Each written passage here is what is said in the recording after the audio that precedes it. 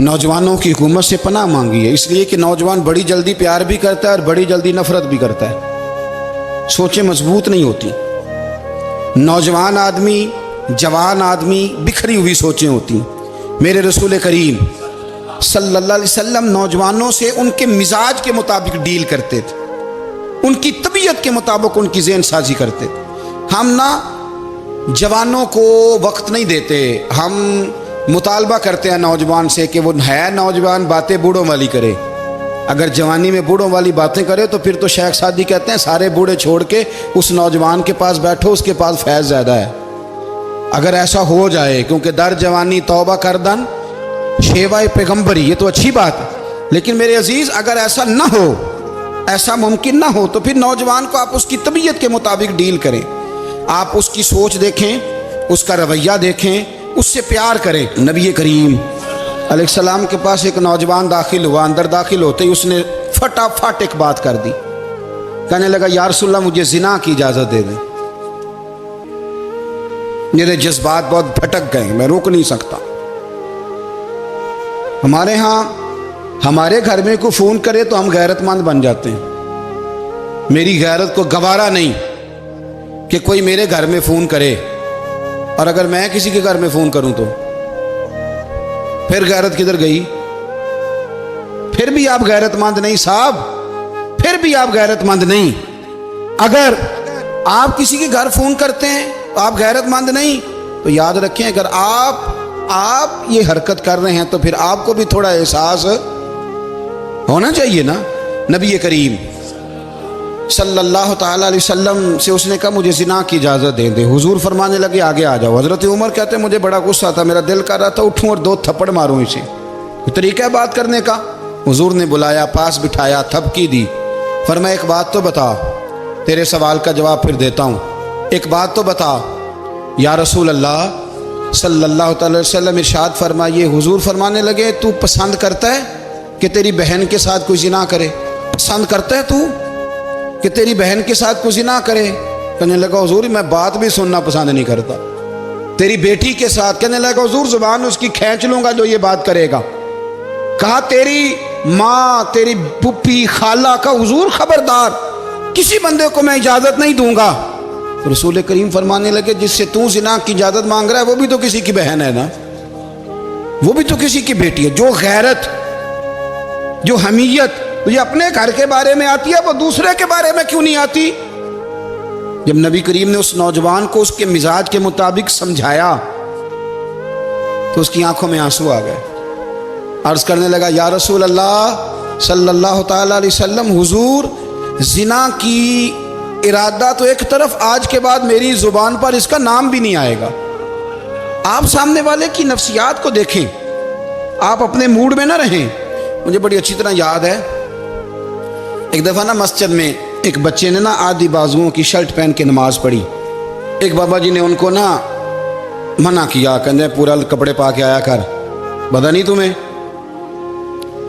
वो कहने लगा, बच्चा कहने लगा नमाज हो जाती है, बाजू आप फोल्ड करके ऐसे करके बड़े बाजुओं फोल्ड करके पढ़ेंगे तो कराहत है, लेकिन वैसे भी आधे बाजुओं वाली शर्ट में नमाज हो जाती है, लेकिन अच्छा अमल नहीं। अच्छा यही है कि आपके बाजू पूरे हों। तो बुजुर्ग उनसे कहने पूरे कपड़े पहनो, कहने लगा भाई हो जाती है नमाज, मैं भी था। तो मुझे उन्होंने कहा जी हज़रत साहब बात सुनना। मैंने कहा जी हुक्म। कहने लगे इन कपड़ों में नमाज हो जाती है? मैंने कहा जी हो जाती है। कहते लगता है मुंडा चौधरीयां दा है, एक मुंडा लगता है चौधरीयां दा। फटाफट उसी वक़्त उन्हीं पैरों पे मैं कहा जी है वाकई चौधरीयां दा बच्चा, लेकिन मसला ये है कि दीन चौधरी के लिए भी वही है और गरीब के लिए भी। तो आप इस बच्चे बेचारे को अंदर आने तो दें, इसको मस्जिद में दाखिल होने दें, इंशाल्लाह कपड़े भी ठीक पहन के आ ही जाएगा। लेकिन हमने तो ज़हन बना लिया है कि हमने अपनी मर्जी के मुताबिक लोगों को काबू करना है। हम लोगों की ज़हन के मुताबिक उतरने को तैयार नहीं, बस सारे मेरे मुताबिक चलें। ये तो बात को पेशवा करेगा, मुक्तदा करेगा, वो भी समझाएगा। रसूल करीम अलैहिस्सलाम लोगों को जबरन नहीं झुकाते थे, हुजूर दलाइल देते थे। नौजवान बच्चों को मौका दें, इन्हें समझाएं, इन्हें कायल करें, इनसे प्यार करें, इनकी नफ्सियात को समझें, उसके मुताबिक इनके साथ आप डील करें, फिर आगे बढ़ें। औरतों के बारे में मेरे नबी करीम علیہ السلام نے بڑی نصیحت فرمائی ہے. محبوب کریم فرمانے لگے عورت ٹیڑھی پسلی سے پیدا کی گئی ہے, سیدھا کرنا چاہو گے ٹوٹ جائے گی. یہ جیسی ہے اس کے ساتھ ویسے ہی گزارا کرو, اس کی نفسیات کو سمجھ جاؤ. عورت تھوڑا سا چاہتی ہے کہ وہ کھانا پکائے تو اس کی تعریف کر دی جائے, تو بھائی کھڑی ہے صبح سے باورچی خانے میں, 2 لفظ بولنے میں کوئی حرج ہے؟ اور اگر کبھی نمک زیادہ ہو بھی جائے تو کیا خیال ہے, بیوی جان بوجھ کے زیادہ ڈالتی ہے؟ اس کا شوق ہے کہ اس کی انسلٹ ہو. ہمارا رویہ اتنا سخت ہوتا ہے, بعض اوقات اتنا تکلیف دہ ہوتا ہے کہ اس سے جذبات کو ٹھیس پہنچتی ہے, مزاج میں خرابی آتی ہے. تھوڑی تعریف دیکھیں, عورت چاہتی ہے تھوڑا سا کہ میرے خاندان والے, میرے سسرال والے میری تھوڑی عزت کریں, تو وہ اگر سارا کچھ چھوڑ چھاڑ کے آ گئی ہے تو جس طرح ہم اپنی بیٹی کے لیے ذہن رکھتے ہیں عزت کا, اگر تھوڑا اس کے لیے بھی بنا لیں گے تو میرا خیال ہے کوئی حرج والی بات.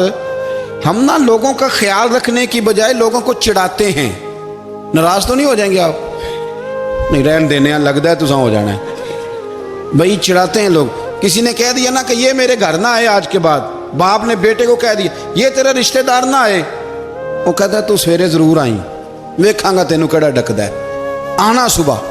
وہ کسی نے کہہ دیا نا اس گلی سے نہ گزرنا, کہنا میں ابھی گزروں گا, تو دیکھ لے جو تو نے کرنا ہے.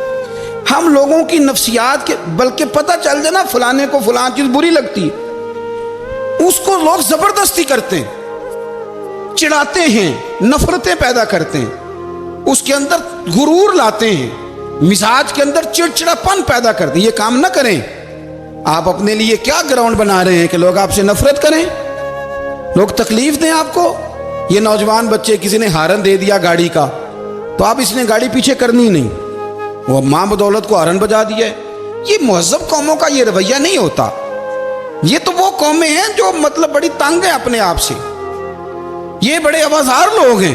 ٹھنڈے رہیں, میٹھے رہیں, پیار کریں, دوسروں کے جذبات کا احساس کریں. نبی کریم صلی اللہ تعالیٰ علیہ وسلم نے ایک دن حضرت عائشہ صدیقہ سے کہا, عائشہ تیرے ساتھ ایک بات نہ کروں, حضور کریں. فرمایا جب تو ناراض ہوتی ہے تب بھی مجھے پتہ چل جاتا ہے, اور جب تو راضی ہوتی ہے تب بھی مجھے خبر ہو جاتی ہے. اتنا دھیان رکھتے ہیں خاوند گھر میں کہ اب اس کی پوزیشن کیا ہے, اور اب یہ کیا سوچتی ہے, اور کس بات پہ اس کو جو ہے وہ ناراضگی ہوتی ہے. مجھے جب تو راضی ہوتی ہے تب بھی پتہ ہوتا ہے. ناراض تو حضرت عائشہ کہتی ہے نہیں نہیں حضور ایسی تو بات ہی کوئی نہیں, آپ بتائیں. تو حضور فرمانے لگے جب میں کسی اور زوجہ کے پاس تھوڑا وقت گزار لیتا ہوں زیادہ, اور جب میں آتا ہوں تو ناراض ہوتی ہے. یا رسول اللہ آپ کو کیسے پتا؟ فرمایا بتاؤں حضور بتائیں. فرمایا اس وقت جب تو قسم اٹھاتی ہے تو کہتی ہے لا و رب ابراہیم, مجھے ابراہیم کے رب کی قسم. اور جب تو مجھ سے راضی ہوتی ہے تو کہتی ہے لا و رب محمد, مجھے محمد کے رب کی قسم. تو پھر حضرت ابراہیم کا نام لے لے کے حضرت عائشہ کہنے لگی محبوبہ قربان جاؤں, بات بالکل ٹھیک ہے. ایسے ہی ہے یا رسول اللہ, بالکل بالکل ایسے ہی ہے. جب تھوڑی خفگی ہوتی ہے تو میں یہ کام, تو حضور تو لوگوں کے مزاج کا خیال کرتے تھے. نبی کریم کو تو پتہ ہوتا تھا, لیکن ماں بدولت کہتے ہیں سارے میری مرضی کے مطابق چلیں. ہاں میں نے زندگی میں یہ تجربہ بھی کیا ہے کہ آپ لوگوں کا خیال رکھنے لگ جاتے ہیں تو لوگ خراب بھی ہو جاتے ہیں, اس میں کوئی شک نہیں. وہ سمجھتے ہیں شاید میری ضرورت بڑی ہے. نا یہ بات نہیں بھائی, بات کچھ اور ہے. حضور رحمت للعالمین ہے نا, تو کافر ہے یا منافق ہے, حضور کی تو ڈیوٹی ہے پیار کرنا. لیکن کافر کو تو چاہیے نا کلمہ پڑھے, منافق کو تو چاہیے نا مومن بنے.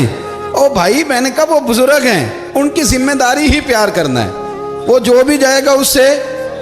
لیکن تو بتا تو نے پیار میں سے سیکھا کیا ہے, لیا کیا ہے, تیرے اوپر اثر کیا ہے. پیار کرنا, شفقت کرنا اور ہے, یہ جملہ میرا یاد رکھنا. پیار کرنا کسی سے اور ہے, اور اس سے راضی رہنا یہ بات اور ہے. کسی پر شفقت کرنا اور ہے, اور اس بندے سے راضی رہنا. یہ آپ دیکھیں کہ وہ راضی ہے آپ سے کہ نہیں, کہ خالی پیار ہے, خالی شفقت ہے. شفقت تو مجبوری ہے, کرنی ہے.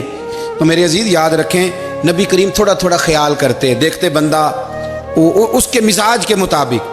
دیہاتی آتا تو حضور اس کا بھی خیال کرتے. حضرت ظاہر دیہاتی تھے, وہ آتے تھے ترکاریاں لے کے گاؤں سے. نبی کریم صلی اللہ علیہ وسلم پیار کرتے تھے. وہ کئی دفعہ عجیب و غریب باتیں بھی کرتے تھے, حضور محبت سے پیش آتے تھے, طبیعت کا خیال کرتے, ان کے معاملات کو دیکھتے. میرے رسول پاک علیہ السلام تو دیکھتے کون شخص کس طرح کا ہے, کس رویے کا ہے, کس انداز کا ہے. اس کو اس کے مطابق عزت دیتے، وقار دیتے، نواز دیتے، اس شخص کا اس طرح کا اکرام کرتے۔ میرے نبی کریم صلی اللہ علیہ وسلم فرماتے ہیں میں نے معراج کی رات میں نے جنت میں ایک محل دیکھا، میرا دل کیا میں اندر سے جا کے دیکھوں، پر اس کے دروازے کے قریب گیا تو عمر فاروق کا نام لکھا تھا۔ فرماتے ہیں میں نے کہا عمر ذرا طبیعت کا سخت ہے، تو اس نے کہنا ہے قانون یہ ہے کہ پہلے اجازت لو پھر کسی کے گھر جاؤ۔ چلو ہم نہیں جاتے، عمر سے پوچھ کے چلے جائیں گے، گھر جو عمر کا ہے۔ نہیں آپ کو سمجھ آئی میری بات کی؟